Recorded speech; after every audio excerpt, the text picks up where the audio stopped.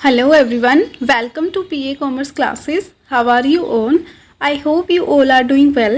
आज का हमारा टॉपिक है इंडियन कॉन्ट्रैक्ट एक्ट 1872 से ब्रीच ऑफ कॉन्ट्रैक्ट। इससे पहले हम डिस्चार्ज ऑफ कॉन्ट्रैक्ट को डिस्कस कर चुके हैं। सो आज हम पढ़ेंगे ब्रीच ऑफ कॉन्ट्रैक्ट क्या होता है और इसके लिए कौन सी जो रेमेडीज़ हैं वो अवेलेबल हैं। सो स्टार्ट करते हैं ब्रीच ऑफ कॉन्ट्रैक्ट। ये क्या होता है? ब्रीच ऑफ कॉन्ट्रैक्ट, ब्रीच होता है तोड़ना। So a breach of contract occurs if any party refuses और fails to perform his part of a contract.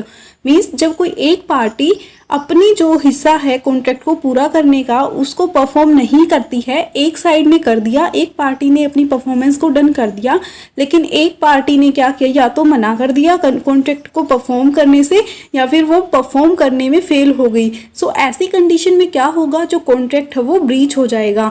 Breach होता है तोड़ना। सो कॉन्ट्रैक्ट को तोड़ना क्या कहलाता है? Breach of contract. अब इसको जब कोई कॉन्ट्रैक्ट ब्रीच होता है तो उससे क्या जो है लॉसेस हो सकते हैं। लॉसेस तो ऑब्वियसली होंगे। जिस पार्टी ने ब्रीच किया है कॉन्ट्रैक्ट, सो उसे अदर पार्टी को लॉस से सफ़र करना पड़ेगा। अब उसके लिए उसको क्या जो है रेमेडीज़ मिलती हैं वो इसमें हम डिस्कस करेंगे। ब्रीच ऑफ कॉन्ट्रैक्ट में अराइज इन 2 वेज। जो ब्रीच ऑफ कॉन्ट्रैक्ट है वो हमारा 2 तरीके से हो सकता है। वो एंटीसिपेटरी ब्रीच हो सकता है या फिर एक्चुअल ब्रीच हो सकता है। इसके अलावा 2 और छोटे छोटे पॉइंट्स हैं, माइनर और मेजर। माइनर मीन्स बहुत छोटा सा हिस्सा, आपने ऑलमोस्ट जो है 95% अपने कॉन्ट्रैक्ट को फुलफिल कर दिया। मीन्स दूसरी पार्टी ने 95% अपनी परफॉर्मेंस को डन किया और थोड़ा सा हिस्सा जो है कॉन्ट्रैक्ट को रह गया, तो उसमें बस थोड़ा सा हिस्सा अगर उसने परफॉर्म नहीं किया तो वो माइनर ब्रीच में आ जाता है। लेकिन मेजर या मटेरियल ब्रीच क्या होता है? जब कोई पार्टी ने अपना जो कॉन्ट्रैक्ट का एक बड़ा जो पार्ट है वही परफॉर्म नहीं किया तो वो क्या कहलाता है? Material breach. जैसे कि एग्जांपल ले, ए ने बी को अपना हाउस सेल करने का प्रॉमिस किया था। अब एक ड्यू डेट थी, लेकिन जो बी है, बी ने उसको पैसे ही नहीं दिए, या फिर बी ने देखिए पैसे भी दे दिए, लेकिन ए जो है अब उसको की नहीं दे रहा है हाउस की। तो ऐसी कंडीशन में जो ब्रीच होगा कॉन्ट्रैक्ट का वो किस तरीके का होगा? मटेरियल ब्रीच होगा। सो ये भी 2 टाइप्स जो है मटेरियल ब्रीच और माइनर ब्रीच पूछे गए हैं एग्जाम में। इसके अलावा अब ब्रीच 2 तरीके का है, anticipatory breach and actual breach. अब एंटीसिपेटरी ब्रीच क्या है? टाइम से पहले कॉन्ट्रैक्ट को तोड़ देना। इंटेंशन जब होती है एक पार्टी की कॉन्ट्रैक्ट को ब्रीच करने की, वो क्या कहलाता है? Anticipatory breach. एंड सेकंड क्या है? Actual breach. ये हम आगे डिस्कस करेंगे कैसे होता है। सो एंटीसिपेटरी ब्रीच क्या होता है? Anticipatory breach occurs when a party demonstrate his intention to break a contract। Means anticipatory breach तब होता है जब एक पार्टी इस तरीके से उसकी इंटेंशन होती है, जब वो डेमोन्स्ट्रेट करती है, जब वो शो कर रही है अपने बिहेवियर से कि उसकी जो इंटेंशन है वो इस कॉन्ट्रैक्ट को ब्रीच करने की है, तोड़ने की है। अब इसके लिए ये ज़रूरी नहीं है कि वो बिल्कुल वोकल और रिटन में ही आपको कंफर्म करके दे कि वो इस जो कॉन्ट्रैक्ट है उसको ब्रीच कर रही है। हो सकता है कि वो अपनी ड्यूटी को या फिर जो उसका हिस्सा बनता था, परफॉर्मेंस उसकी बनती थी कॉन्ट्रैक्ट के लिए परफॉर्म करने की, वो उसने पार्ट परफॉर्म नहीं किया। सो ये क्या हो जाएगा? ब्रीच में आएगा। या फिर ऐसा हो सकता है कि जो एक पार्टी है उसने पहले ही, जैसे कि एक आपको पता है कॉन्ट्रैक्ट में एक टाइमिंग होती है, जैसे कि हमने पढ़ा था टाइम पीरियड होता है कि इतने टाइम में हमारा जो कॉन्ट्रैक्ट है ये पूरा होगा। लेकिन अगर एक पार्टी ने एंटीसिपेटरी ब्रीच वो करना चाहती है, उसने ड्यू डेट से पहले, उसने टाइम पूरा होने से पहले ही अगर मना कर दिया उस कॉन्ट्रैक्ट को करने से, तो वो क्या कहलाता है? Anticipatory breach. सो जैसे कि एग्जाम्पल लेते हैं एक, जैसे इसमें दिया गया है, Rajesh agrees to marry Shanta. Before the date of marriage Rajesh heard that Shanta going to marry Sudharman. अब देखिए इसमें क्या है कि जो राजेश था उसने शादी किससे करनी थी? शांता से। लेकिन उसको शादी से पहले ये बात पता चली कि जो शांता है वो किससे मैरिज करने वाली है? सुधर्मन से मैरिज करने वाली है। तो अब जो है वो कॉन्ट्रैक्ट अभी पूरा नहीं हुआ था, उन दोनों की मैरिज हुई नहीं थी। मैरिज के डेट से पहले ही उसको, राजेश को ये बात पता चल गई कि वो जो है कॉन्ट्रैक्ट को ब्रीच करने वाली है। सो ऐसे केसेस जब हमें अपने कॉन्ट्रैक्ट के डन होने से पहले, टाइम पीरियड के ख़त्म होने से पहले ही दूसरी पार्टी का ये पता चल जाता है कि वो कॉन्ट्रैक्ट को ब्रीच करना चाहती है, ब्रेक करना चाहती है, तो ऐसे टाइप की ब्रीच क्या कहलाती है? एंटीसिपेटरी ब्रीच कहलाती हैं। अब एक्चुअल ब्रीच क्या है? ये भी 2 तरीके से हो सकती है actual breach. On the due date of performance, एक तो ड्यू डेट है जब परफॉर्मेंस की तब वाला एक्चुअल ब्रीच, एक होता है during the course of performance, यानी कि जो कॉन्ट्रैक्ट है उसमें अभी परफॉर्मेंस चल रही थी, हाफ आपने कर ली थी और तब जो है कॉन्ट्रैक्ट ब्रीच हो रहा है, इसको आगे डिस्कस करते हैं। सो एक्चुअल जो ब्रीच है उसमें दो तरीके हैं हमने पढ़े, एक तो जो ड्यू डेट पर परफॉर्मेंस है, एक है during the course of performance. अब दोनों में डिफरेंस क्या है?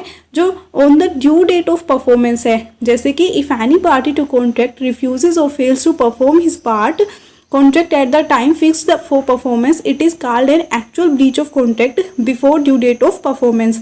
अगर कोई पार्टी आपकी ड्यू डेट से पहले या ड्यू डेट तक जो है उसको परफॉर्म नहीं कर पाती है, कॉन्ट्रैक्ट को जो उसकी ड्यूटी बनती थी, जो उसकी परफॉर्मेंस होनी चाहिए थी, उसको वो नहीं कर पाती है, लेकिन देखिए उसकी इंटेंशन नहीं थी। अब जैसे हमने एंटीसिपेटरी में पढ़ा, उसमें एक पार्टी की इंटेंशन ऐसी थी कि वो जो है कॉन्ट्रैक्ट को ब्रेक करना चाहती थी, पहले से ही उसको जो है उसकी इंटेंशन ऐसी थी और उसने पहले ही मना कर दिया था। और इसमें है जो on the due date of performance है कि वो जो है फेल हो गई अपनी परफॉर्मेंस को करने में, ये आता है एक्चुअल ब्रीच में। एंड सेकंड क्या आता है? During the course of performance.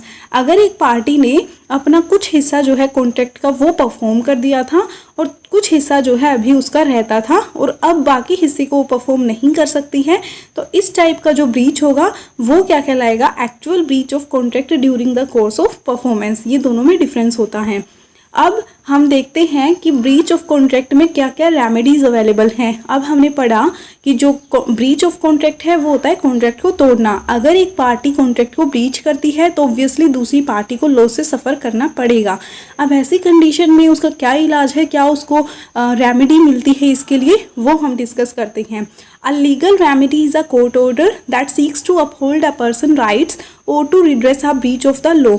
अब देखिए, अगर एक पार्टी अगर कॉन्ट्रैक्ट को ब्रीच करती है तो कोर्ट जो है, ये कोर्ट ऑर्डर होता है, राइट मिलता है उस पर्सन को जो इंजर्ड पार्टी है कि या तो वो क्या कर सकती है, कॉन्ट्रैक्ट को देखिए ख़त्म कर दे या फिर वो डैमेजेस ले सकती है, मतलब कंपनसेशन उस पार्टी से ले सकती है जिसने ब्रीच किया है कॉन्ट्रैक्ट को। सो ये किस में आता है? Remedies of for breach of contract.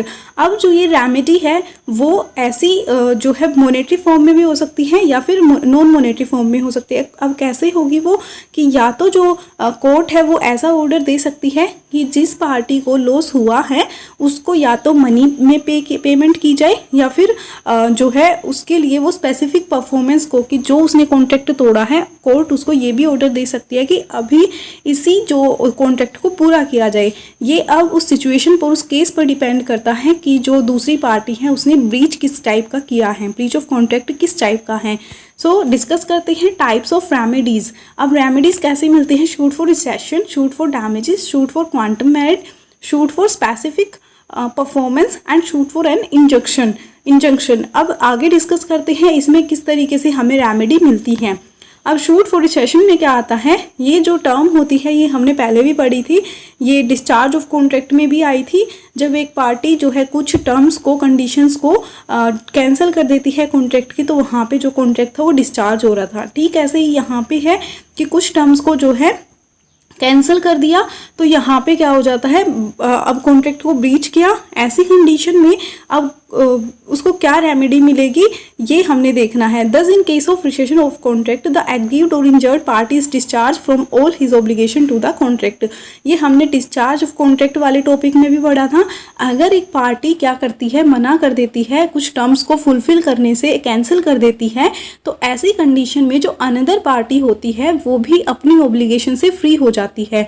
सो इसके लिए एक एग्जांपल लेते हैं, जैसे कि ए ने कॉन्ट्रैक्ट किया था बी के साथ कि वो 10 kg टी लीव्स उसको 8,000 रुपीज़ में 15 जून तक दे देगा। सो अब जो ए है उसने 15 जून तक 8,000 रुपीज़ में जो लीव्स देनी थी, टी लीव्स देनी थी, वो बी को नहीं दी। अब ऐसे केस में ये किस तरीके की ब्रीच है? उसने अपनी जो टर्म्स हैं उनको फुलफिल नहीं किया, तो बी के पास क्या ऑप्शन है कि या तो वो उसको कैंसिल कर दे, जो कॉन्ट्रैक्ट है उसको कैंसिल कर दे, या फिर जो उसको डैमेजेस हुए हैं वो 20 ए से ले ले।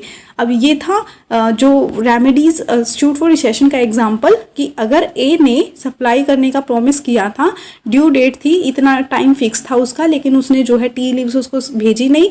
अब बी को जो है इसके लिए लॉस भी हुआ होगा। अब ये बी के पास ऑप्शन है, राइट है कि या तो वो क्या कर दे, उसको कॉन्ट्रैक्ट को उसी टाइम पे कैंसिल कर दे, रद्द कर दे, या फिर जो उसको डैमेजेस हुए हैं उनके लिए वो क्लेम कर दे। सो नेक्स्ट है शूट फॉर डैमेजेस। अब डैमेजेस क्या होते हैं, जो लॉस उसको हुआ है एक पार्टी को बीच होने से कॉन्ट्रैक्ट के, जो डैमेजेस होते हैं वो हमारे मॉनेटरी फॉर्म में मॉनेटरी कॉम्पनसेशन मिलता है उस पार्टी को जिसको लॉस से सफ़र करना पड़ रहा है।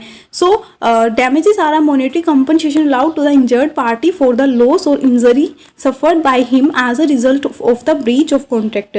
अब जो है ये एक फंडामेंटल प्रिंसिपल है जो पनिश करता है aggrieved party for the loss of suffered by him in the original position as he would have been. Means अगर किसी पार्टी को, मान लीजिए एक पार्टी ने ब्रीच किया कॉन्ट्रैक्ट को, सो जो अनदर पार्टी है उसको जो लॉस हुआ है उसके लिए वो क्लेम कर सकती है। अब ये डिपेंड करता है कि कैसा केस है, किस टाइप का जो है उसको लॉस हुआ है, वो कैसा लॉस होगा, उसके बिहाफ पे उसको रेमेडी मिलेगी।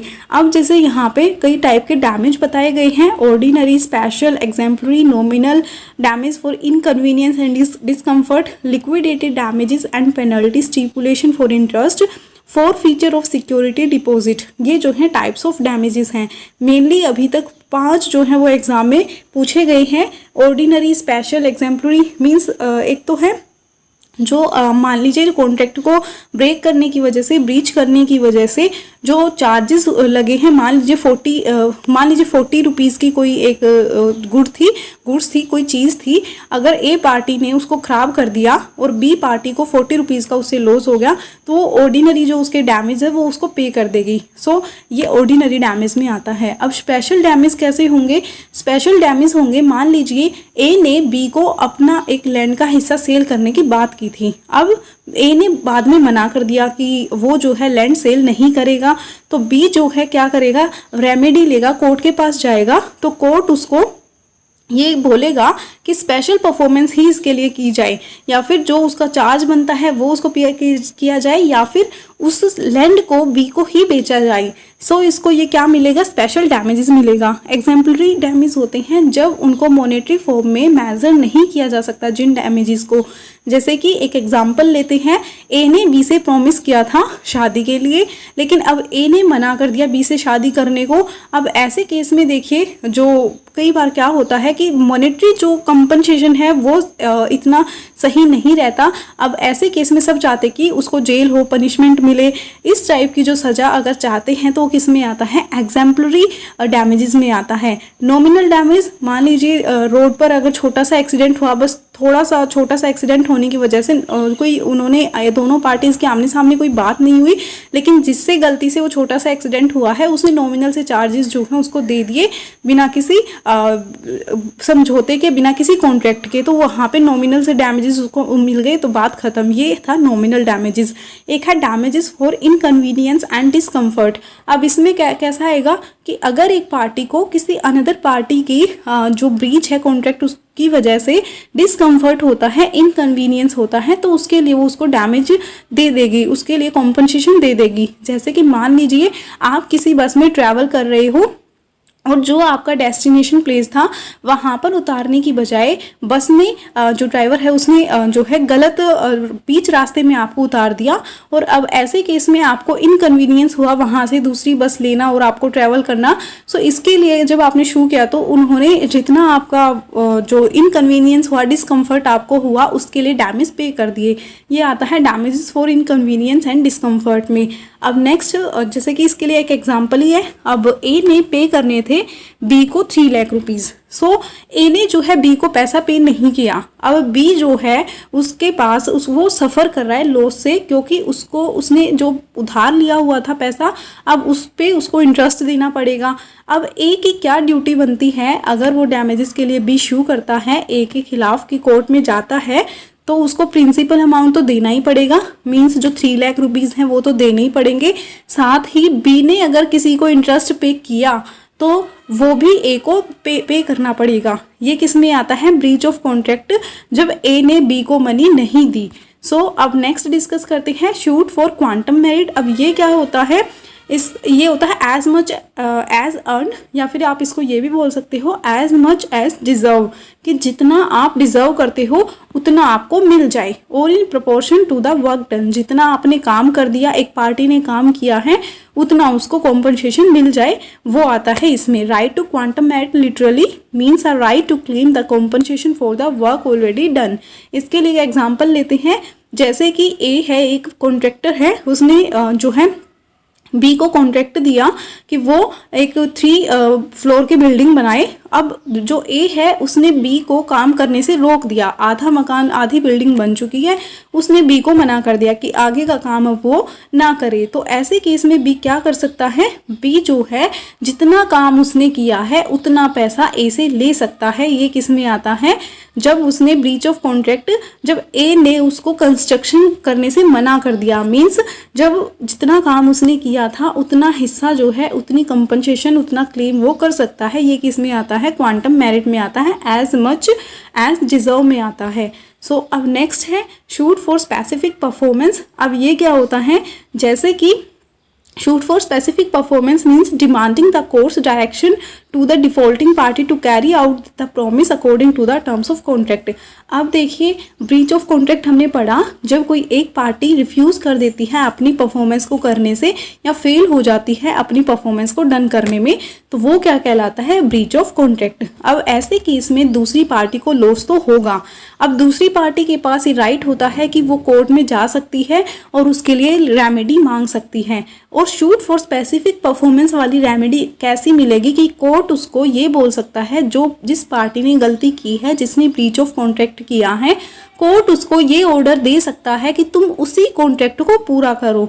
जैसे कि अब वैसे एक शादी वाला एग्जांपल भी हमने लिया था जस्ट अभी, ए ने बी से प्रॉमिस किया था लेकिन ए ने बी से शादी नहीं की, और बाद में जो है अब कोर्ट के पास अगर बी जाता है तो बी क्या करेगा, ए के खिलाफ बोलेगा कि ए के लिए शू करेगा, तो कोर्ट उसको ये ऑर्डर दे सकता है कि तुम अभी इसी कॉन्ट्रैक्ट को पूरा करो। वैसे कोर्ट ऐसे ज़बरदस्ती शादी करवाता नहीं है, जस्ट एक एग्जांपल है ताकि आपको समझ आए। या फिर इसके लिए हम एक लैंड वाला एग्जांपल ले लेते हैं। एक जो प्रॉपर्टी है उसको सेल करने का जो है कॉन्ट्रैक्ट हुआ था ए और बी के बीच में, ए ने मना कर दिया अब सेल करने से बी को। अब बी जो है अगर कोर्ट में जाता है तो कोर्ट ए को बाद में ये बोल सकता है, ब्रीच अगर ए ने किया है, कि तुम जो है अब अपनी लैंड, अपनी प्रॉपर्टी बी को ही बेचो। तो ये किस में आता है, स्पेसिफिक परफॉर्मेंस में, कि जिसने कॉन्ट्रैक्ट किया है वही अब इसको परफॉर्म करेगा। ये आता है सूट फॉर स्पेसिफिक परफॉर्मेंस। सो ये जस्ट ऐसा ही एग्जांपल है, इसके लिए मैंने 2 एग्जांपल दे दिए हैं। अब नेक्स्ट है शूट फॉर इंजंक्शन आएगा यहाँ पे। वो क्या होता है कि जब जैसे हमने सुना है इंजंक्शन मीन्स आता है स्टे ऑर्डर लेना। जैसे कि कई बार हम सुनते हैं कि ये बिल्डिंग अभी आगे कंस्ट्रक्ट नहीं होगी क्योंकि इस पर स्टे ऑर्डर लगे हैं, स्टे लगा हुआ है, कोर्ट ने इस पर स्टे लगाया है। सो ऐसे केस में क्या होता है कि जब ये एक नेगेटिव तरीके का कॉन्ट्रैक्ट होता है, अगर 2 पार्टी आपस में मिलकर कॉन्ट्रैक्ट करती हैं, लेकिन एक पार्टी जब दूसरी पार्टी को ये बोलती है, वो इंजंक्शन वाला कॉन्ट्रैक्ट करती है कि जब तक तुम मेरे साथ काम कर रहे हो तब तक तुम थर्ड पार्टी के साथ ये काम नहीं कर सकते, उसके लिए ये जो कॉन्ट्रैक्ट उसके साथ नहीं कर सकते। इसके लिए हम एग्जांपल लेते हैं, जैसे कि एक सिंगर है और जो ए सिंगर कॉन्ट्रैक्ट, जो सिंगर है और बी के साथ कॉन्ट्रैक्ट करती है, और बी जो है मैनेजर है एक थिएटर का। अब 1 साल के लिए मान लीजिए उन्होंने कॉन्ट्रैक्ट किया कि जो ए है वो 1 साल तक उसके थिएटर में ही गाने जो है गाएगी, लेकिन जो ए है वो जानबूझ के एब्सेंट रहती है उस टाइम। सो एब्सेंट रहने, जिस दिन वो एब्सेंट रहती है, जितने टाइम वो एब्सेंट रहती है, और अगर किसी और थिएटर में वो सोचे कि वो गाना गा सकती है तो ऐसा नहीं होगा, क्योंकि इसके लिए उसने इंजंक्शन वाला कॉन्ट्रैक्ट उसके साथ किया हुआ है कि जब तक वो 1 साल के लिए यहाँ पर है उसके थिएटर में गाना गाएगी तब तक वो किसी अदर थिएटर में वर्क नहीं कर सकती है। इसके लिए एक अलग एग्जाम्पल लेते हैं, जैसे कि जी agree to take the whole of supply of electricity from a certain company. जैसे कि जी ने एक कॉन्ट्रैक्ट किया कि जितने भी इलेक्ट्रिसिटी की सप्लाई है वो एक पर्टिकुलर एक सर्टेन कंपनी से लेगी। The agreement was held to import a negative promise. अब ये कैसा है, एक नेगेटिव प्रोमिस की तरीके से है, that he would take none from elsewhere, he was therefore restrained by an injunction from buying electricity from any other company. So जब तक उनका ये कॉन्ट्रैक्ट चल रहा है तब तक वो किसी अनदर पार्टी से या अनदर कंपनी से इलेक्ट्रिसिटी नहीं ले सकता। ये एक कैसे तरीके का प्रॉमिस है, कैसा कॉन्ट्रैक्ट है, ये एक नेगेटिव तरीके का कॉन्ट्रैक्ट है। सो आज हमने डिस्कस किया ब्रीच ऑफ कॉन्ट्रैक्ट। अभी इसमें जितने टाइप्स थे वो हमने डिस्कस कर लिए। मेनली इसमें आपको जो डैमेजेस थे उनके तरीके एग्जाम्पल दे के ये पूछा गया है। जैसे कोई शादी से मना कर देता है तो उसको कैसे तरीके का डैमेजेस मिलेंगे या फिर कैसी रेमेडीज़ मिलेंगी, वो रेमेडीज़ कैसी होंगी। जैसे कि शादी से मना किया, अब वो मॉनेटरी फॉर्म में हम उसको मेजर नहीं कर सकते। या देखिए किसी का चेक बाउंस हो गया, डिसऑनर हो गया, ऐसे केस में भी मॉनेटरी कॉम्पनसेशन एनफ नहीं होगा। इसके लिए अगर हम सेकंड पर्सन को या जो अनदर पार्टी है उसको हम जो पनिश करवाना चाहते हैं, जेल भिजवाना चाहते हैं, तो वो इसमें आ जाते हैं एग्जाम्पलरी डैमेजेस में। नॉमिनल में सिर्फ नाम मात्र के थोड़ा जो छोटा मोटा खर्च था वो सेकंड पार्टी ने बिना किसी कॉन्ट्रैक्ट के वैसे ही दे दिया। एंड जो ऑर्डिनरी थे जितना नुकसान हुआ था उसकी भरपाई उसने वैसे ही कर दी। ये इस टाइप के क्वेश्चन एग्जाम में पूछे गए हैं। इसके अलावा कौन कौन से तरीके हैं, इनसे एग्जाम में क्वेश्चन पूछे गए हैं। सो आज की वीडियो में इतना ही। Thank you so much. Have a bright future.